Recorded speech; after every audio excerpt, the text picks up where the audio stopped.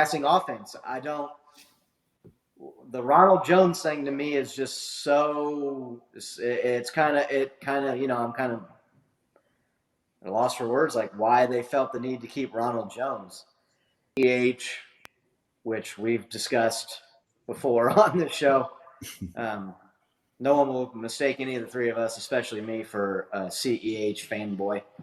But you got McKinnon, who, when he came back from injury last year, towards the end of the year and into the playoffs, looked good. He looked really good. Really good. He looked real good. He looked damn good.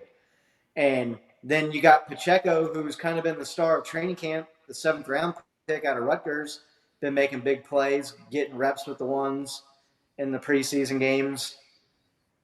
What do you need Ronald Jones for? I don't. They said he played his way in the last preseason game.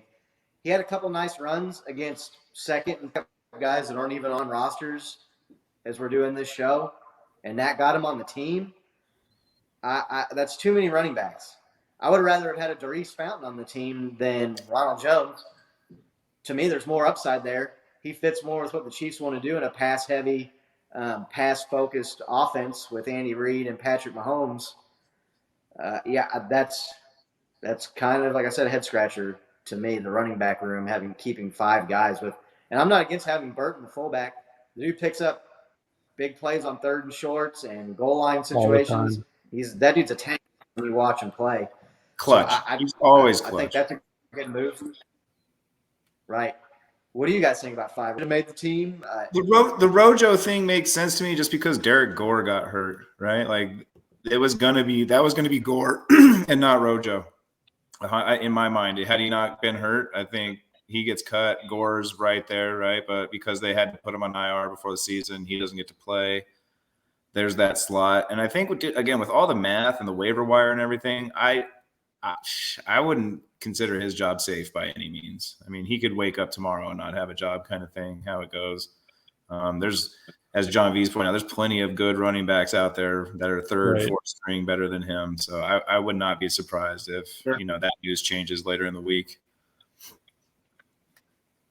Yeah, I saw it, and I'll get to you in just a second, Nick. About that was a guy that, as someone who plays fantasy football, I was really wanting to get when he came out of college. I thought he was kind of like an underrated, unheralded guy for as much production he had at a big school at the college level. So I wouldn't be I'm just not a Rojo fan either. And maybe that is influencing my opinion a little bit. I just don't think he's that good. What can Rojo do that CEH, McKinnon, and Pacheco can't? Nick, what, am I missing something here? Yeah, definitely didn't look like it based on what you saw when he was playing against first teams, right? He, maybe John V, maybe he's got a few things in the front office.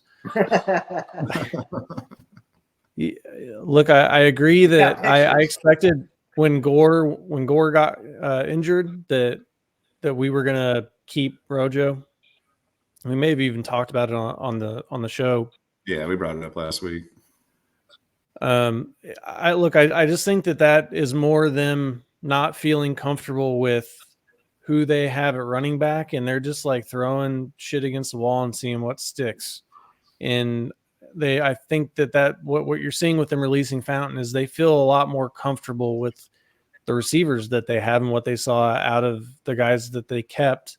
That they were like, look, we've got enough dudes here, and I don't think we have enough dudes at running back